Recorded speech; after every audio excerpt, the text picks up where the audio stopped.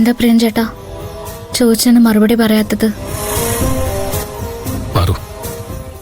ഞാൻ പ്രിയൻ ചേട്ടൻ തന്ന കത്തുകളും സമ്മാനങ്ങളും തിരിച്ചു തന്നിട്ട് കുറച്ചുനാള് ഗന്ധർവനെ കുറിച്ച് ഓർക്കാൻ ആഗ്രഹിക്കുന്നില്ല എന്ന് ഞാൻ പറഞ്ഞതുകൊണ്ടാണോ? ഞാൻ പ്രിയൻ ചേട്ടനെ ഒരുപാട് വേദനിപ്പിച്ചതിന്റെ ദേഷ്യമായിരുന്നോ? നീ ആരാണെന്ന് മുഴുവനായി മനസ്സിലാക്കിയതിന് ശേഷം എനിക്ക് നിന്നോട് പ്രണയം തോന്നിയത്. പക്ഷെ എന്നെ കാണുക പോലും ചെയ്യാതെ നീ എന്നെ സ്നേഹിക്കാൻ തുടങ്ങിയത്. അങ്ങനെ നോക്കുമ്പോൾ നിന്റെ സ്നേഹം എന്റെ സ്നേഹത്തെക്കാൾ എത്രയോ വലുതാണ്. നിന്നോട് ഞാൻ എങ്ങനെ ദേഷ്യപ്പെടും? പിന്നെ എന്തിനാ എന്നെ വിട്ട് പോകാൻ ഒരുങ്ങിയത്? അതറിഞ്ഞ നിനക്ക് താങ്ങാൻ കഴിഞ്ഞൊന്നും വരില്ല. അതെന്താ? ഞാൻ പോകുന്നില്ല എന്ന് തീരുമാനിച്ചല്ലോ. ഇനി അതിനെക്കുറിച്ച് എന്തിനാ ചിന്തിക്കുന്നത്? നമ്മൾ തമ്മില് രഹസ്യങ്ങളൊന്നും ഉണ്ടാവരുതെന്ന് പ്രിയൻ ചേട്ടൻ തന്നെയല്ലേ പറഞ്ഞത്? എനിക്കെല്ലാം സത്യം അറിയണം. ഞാൻ പോവാൻ തീരുമാനിച്ചത് കൈലാഷ് സാറിന് വേണ്ടിയാണ്. കൈലാഷ് സാറിന് വേണ്ടിട്ടോ? അതെ, കൈലാഷ് സാറിനും നിന്നെ ഇഷ്ടമാണ്. എന്താ പ്രിയൻ ചേട്ടൻ ഈ പറയുന്നേ?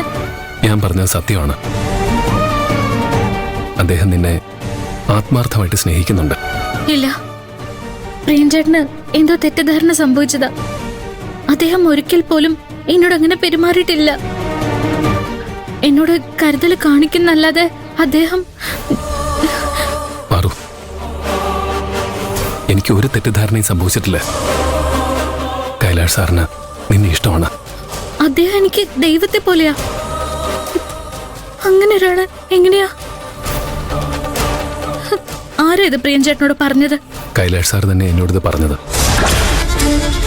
രുദ്രപ്രതാപിന്റെ ആളുകളിൽ നിന്ന് നിന്നെ രക്ഷിച്ചുകൊണ്ട് പോകുമ്പോഴാണ് അദ്ദേഹം എന്നോട് തുറന്നു പറഞ്ഞത്. എന്റെ മനസ്സിലൊരു പെൺകുട്ടി ഉണ്ടെന്ന് ഞാൻ നിന്നോട് പറഞ്ഞിരുന്നില്ലേ? ആദ്യ കാഴ്ച തന്നെ എന്റെ മനസ്സിൽ കയറി പറ്റിയ ഒരു പെൺകുട്ടി ഉണ്ടെന്ന് ഞാൻ നിന്നോട് പറഞ്ഞിരുന്നില്ലേ?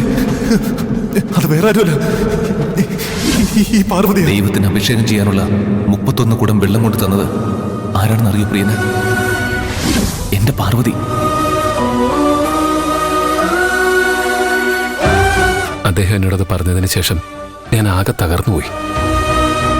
നിന്നെ ആദ്യം ഗ്രാമത്തിൽ വെച്ച് കണ്ടപ്പോൾ മുതൽ അദ്ദേഹം നിന്നെ സ്നേഹിച്ചു തുടങ്ങിയതാ.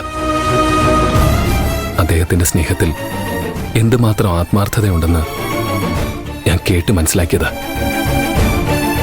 അതിനുശേഷം നിന്നെ ഒന്ന് സ്നേഹത്തോടെ നോക്കാൻ പോലും എനിക്ക് കുറ്റബോധം തോന്നും. നിന്റെ ഭൂമി വീണ്ടെടുക്കാൻ 10 ലക്ഷം രൂപ തന്ന് സഹായിച്ചത് എന്റെ കൂട്ടുകാരനല്ല, കൈലാഷ് സാറാണ്. നിന്നോടുള്ള പ്രണയവും കൈലാഷ് സാറിനോടുള്ള നന്ദിക്കും ഇടയിൽ കിടന്ന് ഞാൻ വീർപ്പ് മുട്ടുകയായിരുന്നു. അതിൽ നിന്ന് രക്ഷപ്പെടാൻ വേണ്ടിയായിരുന്നു ഞാൻ ജോലി രാജിവെച്ചത്. പക്ഷെ കമ്പനിയിൽ നിന്ന് പോന്നിട്ടും നിന്നിൽ നിന്നും എനിക്ക് രക്ഷപ്പെടാൻ സാധിച്ചില്ല. കൈലാഷ് സാറ് നിന്നെ സംരക്ഷിക്കാൻ എന്നെ ഏൽപ്പിച്ചു. എനിക്ക് എന്ത് ചെയ്യണമെന്ന് അറിയില്ലായിരുന്നു. നീ എന്റെ തൊട്ടടുത്തുണ്ടായാൽ ഞാൻ എപ്പോ വേണമെങ്കിലും നിന്നോട് എന്റെ പ്രണയം തുറന്നു പറയുമെന്ന് എനിക്ക് തന്നെ മനസ്സിലായി. അതുകൊണ്ടാ നിങ്ങളെ എല്ലാരെയും വിട്ട് ദൂരത്തേക്ക് പോകാൻ ഞാൻ തീരുമാനിച്ചത്. ഞാൻ ചെയ്യുന്നത് ശരിയാണോ തെറ്റാണോ എന്നൊന്നും ഞാൻ ആലോചിച്ചില്ല. നീ സന്തോഷത്തോടെ ജീവിച്ചാൽ മതിയെന്ന് മാത്രമേ എന്റെ മനസ്സിലുണ്ടായിരുന്നുള്ളൂ. കൈലാഷ് സാറ് നിന്നെ നന്നായിട്ട് നോക്കുമെന്ന് എനിക്ക് ഉറപ്പായിരുന്നു. ഞാൻ ഒഴിഞ്ഞു മാറിപ്പോവാൻ തയ്യാറായി നിൽക്കുമ്പോൾ നിനക്ക് എല്ലാ സത്യങ്ങളും മനസ്സിലായത്. പ്രിയൻ ചേട്ടൻ പോയാ ഞാൻ അദ്ദേഹത്തെ സ്വീകരിക്കുന്നു. പ്രിയൻ ചേട്ടന് എങ്ങനെ തോന്നി? കൈലാഷ് സാറിനെ നല്ലൊരു മനുഷ്യനായി ബഹുമാനത്തോടെ മാത്രമേ ഞാൻ കണ്ടിട്ടുള്ളൂ. ഇങ്ങനെ ഇല്ലാത്തത് ഓരോന്നും മനസ്സിൽ സങ്കല്പിച്ചു കൂട്ടത് എന്നോട് സത്യം തുറന്നു പറഞ്ഞാൽ പോരായിരുന്നോ? മതിയായിരുന്നു. പക്ഷെ അപ്പോഴുണ്ടായിരുന്ന മാനസികാവസ്ഥയിൽ എനിക്ക് അങ്ങനെയൊന്നും ചിന്തിക്കാൻ കഴിഞ്ഞില്ല. I am sorry. പ്രിയൻ ചേട്ടൻ എന്റെ മനസ്സിൽ എത്ര വലിയ സ്ഥാനമുള്ളതെന്ന് പ്രിയൻ ചേട്ടന് പോലും അറിയില്ല.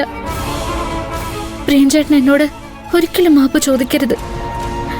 പ്രിയൻ ചേട്ടനെ പോലെ ഒരു പങ്കാളിയെ കിട്ടിയത് എന്റെ ഭാഗ്യ. പ്രേംചേട്ടനെ പോലെ എനിക്കും കൈലാസ് സാറിന്റെ മനസ്സ് വിഷമിപ്പിക്കണമെന്ന് ആഗ്രഹമില്ല. പക്ഷെ അദ്ദേഹത്തിനുള്ള തെറ്റിദ്ധാരണ അതിനിയും വളരാൻ സമ്മതിക്കുന്നത് ശരിയല്ല. ഞാൻ ഇപ്പൊ തന്നെ കൈലാസ് സാറിനെ വിളിച്ച് ഇങ്ങോട്ട് വരാൻ പറയാം. നടന്നതെല്ലാം തുറന്നു പറഞ്ഞ് ഈ വിഷയത്തെ ഇവിടെ വെച്ച് അവസാനിപ്പിക്കാം. പറു, വേണ്ട.